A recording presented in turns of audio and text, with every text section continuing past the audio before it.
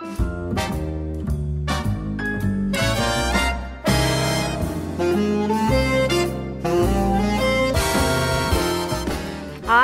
I'm Mandy Del Rio. Welcome to the Indie Lounge. Today I'm joined by TV comedy writer, comedian, and author, good friend of mine, John DeBellis. John is back with us today. So thank you for coming into the new studio. Anyway, so Well, thank you. It's nice to. No, I'm glad to be back. It's nice to have you back. This is the new studio, and yeah, it's pretty nice. Yeah. Okay. Well, thanks for coming. So let's get started. I wanted to, for people who haven't watched the old episode that we were on, that you were on before, we've got a new audience now. So I was thinking we kind of start with a recap of, Yeah. Well, so you started in stand-up. Yep. And then you went to TV writing and even filmmaking, and you're an author.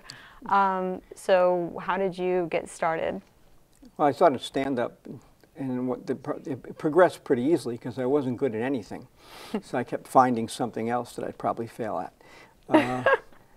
And I succeeded in failing, so that was pretty good, So at least I feel like I've accomplished a goal. So when you, okay. No, I started out as a stand-up. Right. What I did is I started, it was a writer, Alan Zweibel, who gave me his Catskill clients, and I started, because when he went over to Saturday Night Live, I started writing for them. And then Rodney, I became friends with, and I started writing with him, and then I forget, I was doing a stand-up thing, and then I wasn't even auditioning to write for Saturday Night Live, and they came over to me and they said, "Do you want to write for the show?" And I think they asked me, what is my goal in writing? And I said, to never have to work during a Yankee game again. And then they asked Gilbert what his goal was. This is Gilbert Gottfried. Yeah, right? and he turned to one of the producers and said, "To get you fired." Did it work? I thought he was serious. And I knew Gilbert, so I had to go defend him. I said, "No, you got to understand, he's a comic." Right. Well, for those who aren't familiar, let's start. So you started doing stand-up with like this crazy famous group of people. Yeah, it was Larry David, Gilbert, Bill Maher, Richard Lewis, who was a little before me. Brenner was around, Rodney was around, but they were before me. But I can't remember George Wallace, Larry Miller, Jerry Seinfeld, Paul Reiser. I don't know any of them. Yeah. I've never heard of them. They don't return my phone calls anyway. But I was very close to Larry. Well, right, and what made you get started? I know you grew up, because I read your book, and I know. Well, I didn't grow up, but. Well, yeah. Well, you didn't let me finish my sentence. I'm sorry. You grew up as an only child. Yes. What did you just kind of? Have you always had? Yes, I always. And this is serious. I always wanted to do stand-up, and I was drawn to it as a kid, but I was afraid. I never performed anywhere. Because I was afraid of it. I was afraid what the rejection would be like. Oh, yeah.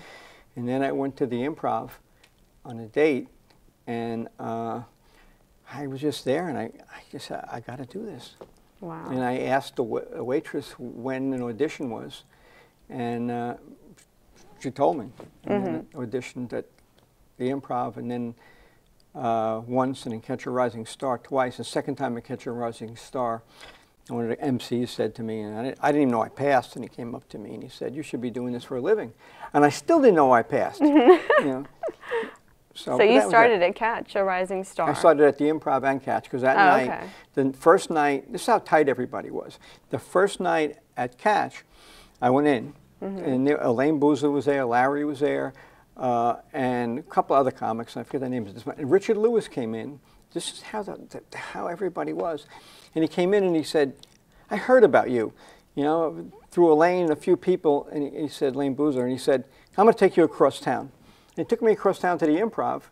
At the time, Chris Albrecht, who was became the the CEO of HBO, was now that's what Stars. I was going to say. Okay. And Lewis said, "Got to put him on every night," and that's what Chris did.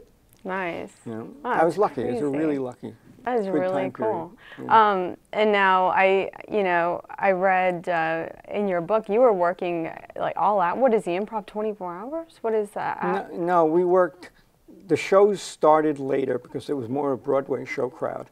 Okay. So they started at 10:20 okay. on the weekdays, and they went until 3, 4 in the morning. I mean, because people stayed out later for some reason in the city. Yeah. And in Catch a Rising Star was the same thing. And on weekends they had 2 shows, and the it was first before one the started internet, 9. you know. So Yeah, people wanted to go out. it was jammed.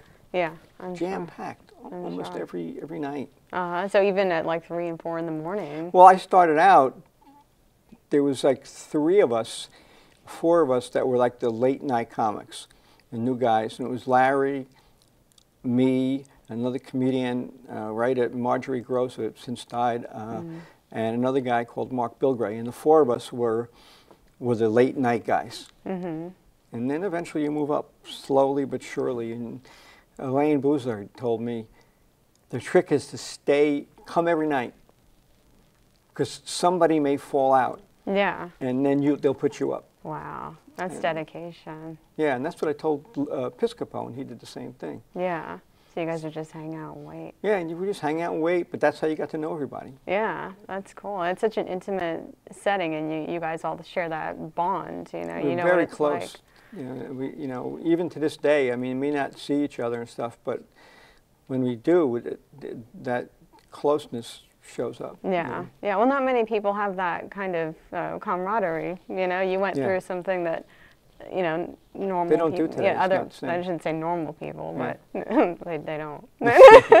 Yeah, I used the word. And Bill Maher once, when Bill Maher finally made it to the clubs, he said, for the first time I walked in there and he said, there were a bunch of guys just like me. Yeah, that is so cool. Yeah. Yeah, that is really cool. We're going to go on a short break in a minute. Sure. When we come back, I want to pick up a little bit and talk about, you know, you sold your first joke to Elaine Boozler. Am I right about that? Yep. Yeah. So I want to get into that because I think that's going to lead into how you got into writing for SNL and DC Follies. So we are going to take a short break, but when we come back, we're going to talk more with John DeBellis. So stay tuned. Did you know kids who play outdoors have healthier lungs?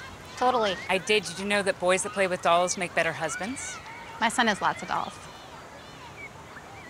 But did you know terry cloth diapers breathe better? I did. It's totally true. Oh, yeah, yeah. Did you know that strollers have the right of way on the sidewalk? Yes. Yep, I did. Did you guys Did you know that kids who eat breakfast have higher GPAs? Yeah, I know. Okay. Yeah. That's actually what I was going to say. Did you know babies should never touch silver? It's really bad for them. I knew that. Did you guys know that statistically friendly kids have more friends? Mm-hmm. Yeah. That's obvious. Did you know most people think they're using the right car seat for their kid, but they're not?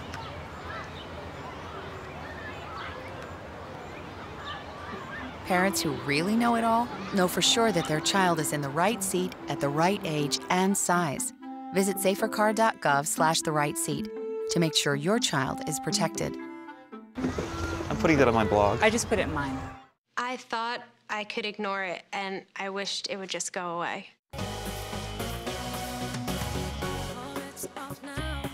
It was my ADHD. And like many kids with ADHD, I didn't outgrow it.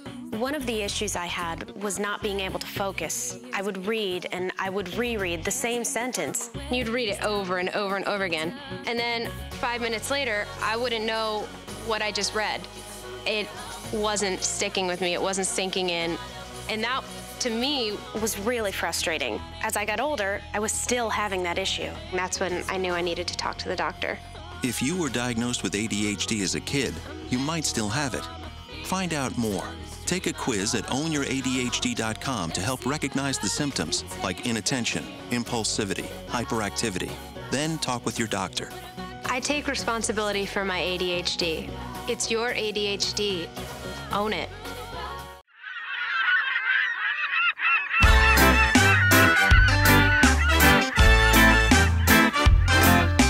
Sunburn goofing all day.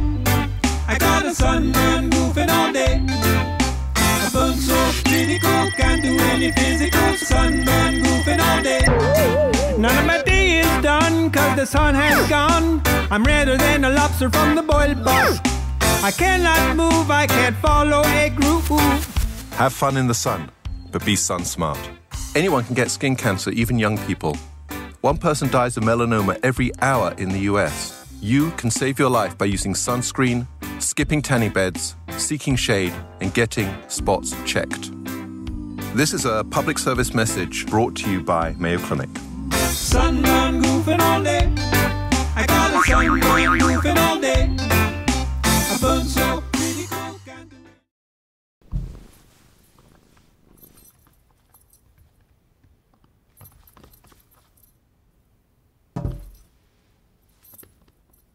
There's a shelter pet who wants to meet you. Meet one today. Visit theshelterpetproject.org. Adopt.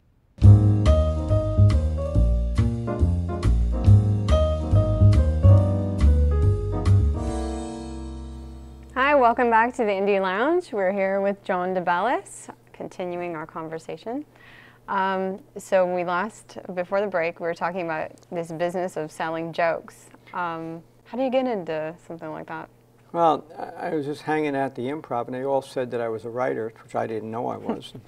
One night, I was sitting in a booth at the Improv, and Elaine was doing something about gaining weight or something like that. And so while she was on stage, I sat down and I wrote a joke, the first one, you know, I've written for anybody else. And she came back in, you know, and then I told her the joke was like, something you know you're getting fat when you step on your dog's tail and he dies.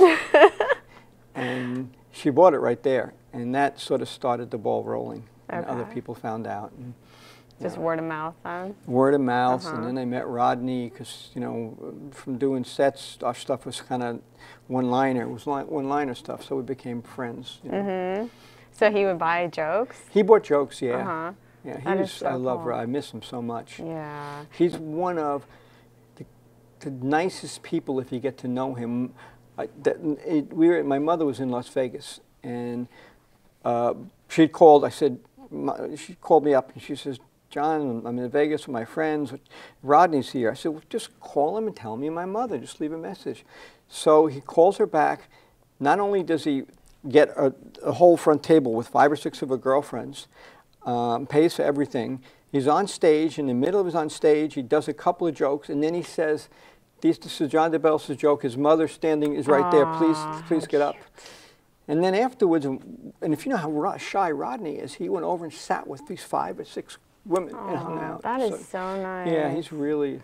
Yeah, when you and Jackie were on last time, you were talking about all these great stories. Oh, yeah, he's a character. Yeah. I've heard he's just like such a nice person. Yeah. That's great. Neurotic as can be, but yeah. Although nobody's more neurotic than Richard Lewis. That's what you said last time, and also he's one of the nicest guys you've... Nice guy. Yeah. We were working on something together, and he would call up, and he wanted to change something or whatever, and he would apologize for 40 minutes. I still don't know why he's apologizing, and finally he would get to it, but he's apologizing for apologizing.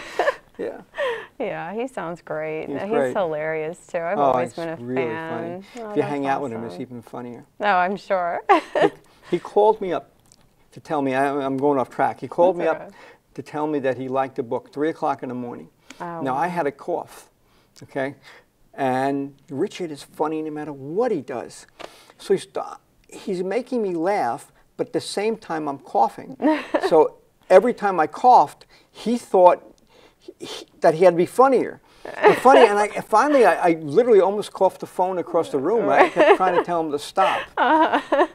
You're going to pass out. Oh, he's so funny. Oh, yeah, he's great, too. Well, and I want to make sure we get everything in. We're definitely, you're fine. We'll come back because Richard Lewis is in this book. Joe He's Piscopo, right here with his head against him. He's literally right there. Yeah. It's a great cover, that's by the me way. years ago, and that's when I had hair, and it's Marr and Larry David and Piscopo and Lewis, and there were a lot of people on the back gave all these kind of I'm going to read a couple of the quotes, actually, we get to it. Gilbert's was the funniest. Yeah, it's hilarious, yeah. He is really funny. He said something about, this is really made of paper. Great paper, something like that. That's Gilbert.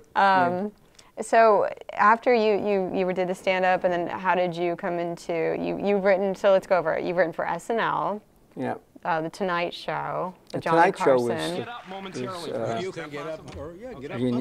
the scariest moments I had in my life, because talent coordinator who I knew from stand-up, he'd given Johnny my jokes, and the next day I got a call from Freddie DeCordova and said, Johnny wants to hire you. So Johnny's back from vacation, and I go into this office, and Time magazines, all these magazines with his picture on it, so that intimidates you. Right. Then you go into his office, and you're sitting at, on a couch or whatever, and knee to knee. Yeah. And with Johnny Carson. Right, right. And it's like, I was a wreck. What an experience. Yeah. Yeah. And he was very nice, though. Yeah. Very, well, very that's awesome. Yeah. And then so you did that, and you wrote for, you were head writer of DC Follies. Yeah, I did a lot of shows, the only show that I really, because I don't like television, was DC Follies, because it was, not only was political, but Fred Willard was the star, and he is, again, one of the most gentle, nice people. Yeah. If he had to change a word from this is not exaggerating, from the to he would come over and ask you. Oh, wow. And then they let us do what we want to do. So yeah, that was a great show. It's hilarious. So it was fun. Yeah, it was a lot of fun. And then you also had a film career. You did a film with Danny Aiello. Well, we'll just mention it real quick. Well, I saw The Last Request. And, I wrote writing that book. Yeah. Had to make an independent film in less than 30 years. And that's basically how long it took. With all the things that happened that went wrong. Yeah. We actually shot a lot of it in Montclair. Oh, really? Yeah. Oh, that's interesting. Well, it's very Woody Allen, which is always a good one. Yeah, that's what I've always been compared to because of the style. Yeah, yeah. It's funny. I recommend it. Oh, thank you. So let's get started with your book, because I really want to promote it. So do I. Stand-Up Guys, A Generation of Laughs. I have a couple minutes before this segment wraps up, and then we'll get back to it again on our last one. But like you said, there are some hilarious quotes from the guys that you mentioned. I mean, this whole book is about all of these guys that you kind of grew up with in stand-up. And not just the guys, it's about the waiters and waitresses, and because it was an atmosphere that was inclusive of everybody. Without one, it's not the same. Yeah, yeah. I know you tie it. This book I have read, and I love it, and it's impossible to put down, not pick up, like Jackie said before. But one of the quotes that really stood out is one from Richard Belzer. Stand-Up Guys was so real, I was waiting to get heckled by the book. Because it's true, this book is hilarious, and you... Larry's was funny, too, when he said he thought my father did it. But oh, no, he accused you of not writing it. Yeah, it's too good. Yeah. Yeah, this one is Larry David. I really liked it. The book was pretty sharp, which leads me to believe John must have had some outside help. Some big words and even traces of humanity. Yeah. Please pass on my congratulations to the author and tell him, her, or perhaps John's dad before he passed. It's a wonderful book. That's from Larry David. Larry's, he is, he's just... hilarious. Everything you ask him, it's different. Yeah. And the segment's going to end. So. Yeah, that's fine. We're going to wrap this up, and then we're going to come back and talk more about your book and where people can get it. So please stay tuned. We've got one more segment with John DeBellis. Thanks. Can you consent with me? Imagine what you'd see if every child had a book to read. 'Cause every kid across the nation deserves a book to read, and we can make it happen right now. No, I don't know what you've been told, but kids with books learn so much more. So the mission is for us to get a book to each and every child. So let's join hands, book people unite, unearth hidden passion. Come on, we'll have a good time. Seeds of inspiration to motivate some men.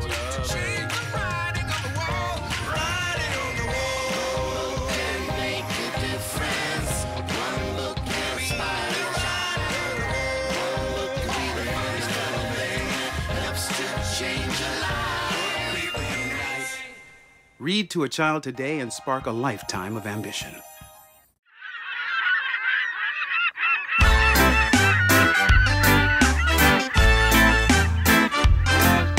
Sunburn goofing all day.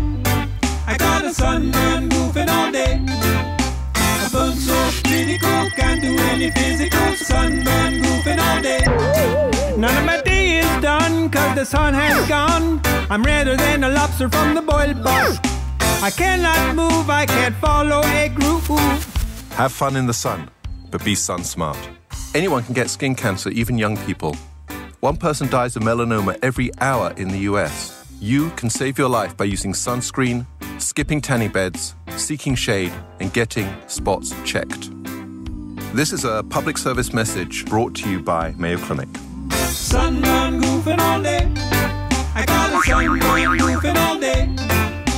I burn so pretty cool, can't do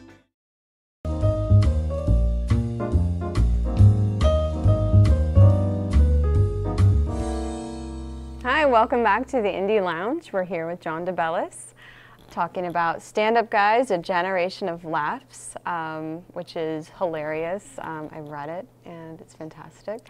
And there are a couple of things that really stand out to me, in particular so I guess there's Broadway baseball. Broadway Show League. Broadway Show League. Yeah. And you have different teams with different Broadway stars, and I guess and comedy clubs are involved in there that. Was two. There was a fast pitch league, which Catch a Rising Star played in. Okay. So I played in that team, and then there was a slow pitch league, which was more fun because it was all comics. The fast pitch had ringers in there. Oh, okay. But it was all comics, and we were a neurotic mess. And you'd have to have somebody on the team manage, and every week we had a different manager because they couldn't take it. They would just, everybody complained. We're just nuts. Larry would play shortstop, and if he made a couple of errors, he would turn around and think the outfielders were like making fun of him and laughing at him. He'd start screaming at him. Would people come to watch you guys? Yeah, yeah. I mean, Liza Minnelli was there a number of times. Mm-hmm. And, you say you played against Al Pacino? We played against Al Pacino. Meatloaf? He played in Street Shoes. Oh, but he was a third baseman, but he was really good. Yeah, that's what it says in the book. I forget who else we played against. Meatloaf a number of times, and a lot of people. I can't remember, but we were just. That sounds like so much fun. Yeah, Glenn Hirsch, the comic, every year he would walk up in front of us and say, "Now, for the next 13 weeks, we're men again." Like we were going to be men anyway. Right. That sounds like a lot of fun, but that particular story had me laughing out loud. Like I actually read it out loud to Jack. Oh, I'm like, I have to read this to you right now. It's hilarious. And then the other thing that struck me was this comic thieves that go in and watch, and I won't ask for names, but how people watch the show and they write it down. Yeah, they would not necessarily write it, but they're comics, so they would I'm trying to remember wrap my brain around it, I guess. They would remember it, Right. And we wouldn't let them go on.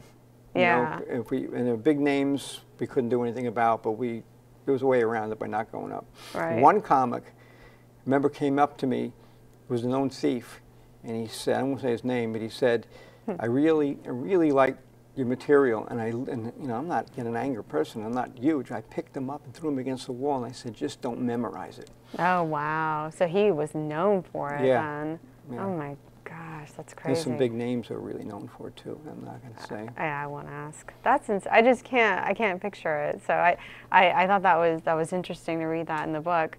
And getting off the book, there's been something I wanted to ask you from the last show. How did you get on Make Me Laugh?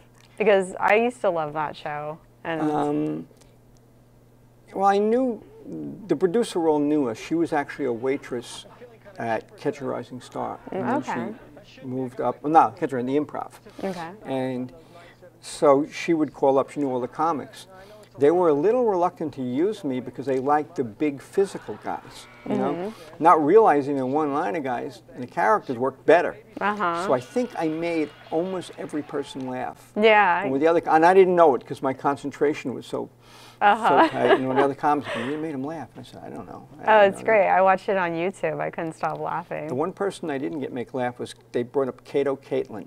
Remember him, Kato, from OJ? Oh, yeah, yeah. And I knew him, so I was, it Oh was really hard. Oh, really? I met him with Bill him? Maher at a party one time we had. Oh, funny. Oh, and speaking of Bill Maher, the other YouTube video that I've watched several times, when the first episode of Real Time with Bill Maher, and Larry David plays a horrible joke. Yeah, you know, he basically refused to go on. I don't know. What happened is, make a long story short, Maher asked how I was. Yeah. And Larry said, you didn't know? He's dying of pancreatic cancer. And then Maher gets mad at Larry for bad news. It's a great little scene. And I didn't know it. I had no idea. And the next day I'm getting phone calls from family members thinking I'm dying and stuff like that. Yeah, isn't that... My ex-wife called thinking I'm dying, and I'm saying, you know Larry. Right. Come on, you know, come on, how could you believe that? Uh-huh. I know, it's funny, comedians always say that, like, how could you take anything I say seriously? And it's like, I don't know. Larry especially, I mean, he's such an odd duck. I remember I called him up to tell him my mother died, and he said, really? And he knew my mother. Do I have to send flowers? Because I got to write the address, you know, and get that. Oh my God! I said, sorry, I know you don't have to send flowers. I know you. Yeah. And then when I told him I was getting divorced, he said, really? I'm jealous. How did you do that? Everybody else is consoling. How funny! That is so funny. So getting back to, you've obviously stayed in touch with Larry and Richard Lewis and Joe Piscopo and. What are some of your, I guess, like, what's one of your favorite stories that you wrote in this book? I guess I don't. There's a couple of them long. One is the Larry and the Popcorn Girl. Oh, uh-huh. Yeah, we were driving. Larry calls me up in the morning. I try to say it fast, and he says, "John, I have a crush on this Popcorn Girl. I met this Popcorn Girl. What should I do?" And I said, "I don't know." And write her a letter. So okay, I write her a letter. You know, and she writes this very funny letter. And we drive to the theater. And we go in there, and he asks the guy, the manager, "Where's the Popcorn Girl?" The Popcorn Girl, you know. And the guy says, "She's not here tonight." You know. Well, give her this letter. You know. So he gives him the letter.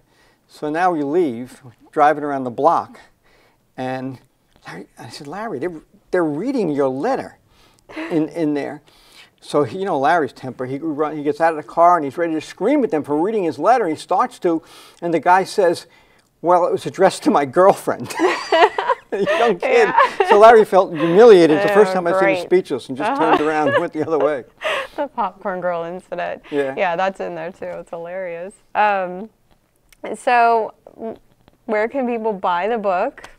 Well, if you look in garbage bins around mostly, you'll find it. You know, no, it's on Amazon. It's on any of the sites Barnes online. Noble and Books A Million. Yeah, I didn't put it in any, or didn't even try to put it in any stores because it's easier with Amazon and stuff like that. Yeah, Amazon's just Plus, there's no risk of them taking it back. You know, yeah, yeah. Barnes & Noble. Yeah. Okay. Well, that's good. And then your website. www.920 Spot, which is a spot, my favorite stand-up spot. It was 920 on Saturday night. Mm-hmm. And then, is Mr. Pitiful one of your favorite songs? Because that's your Twitter handle, @Mr. Pitiful. Yeah, yeah, I love that song. Yeah, me too. It's a great song. So that's your Twitter. I used to do Born in the Bad sign too before I went up sometimes. Oh, that's cool. And then we're going to wrap up, but you've got a really cool project in the works with the Straight Jacket. Yeah, I don't want to divulge that yet. Okay, all right, I'm sorry. Yeah. That's okay. Okay, is it okay if I just said that? They might think I'm just being committed. Okay, you know? okay. You know? All right, well, we're going to wrap up now, but John, thank you so much for coming back on. It is fun, and you're kind of my go-to now. You're my, you know, what Alec Baldwin and Steve Martin are to Saturday Night Live, you're mine. So. Okay, all right. I'm here. All right, well, thank you so much for joining us today. If you want to find more about the Indie Lounge, please go to our website, indieloungetv.com. Follow us on Twitter, Indie Lounge TV, and we're also on Facebook, Indie Lounge TV. I'm your host, Mandy Del Rio, and I'm signing off. Thank you very much.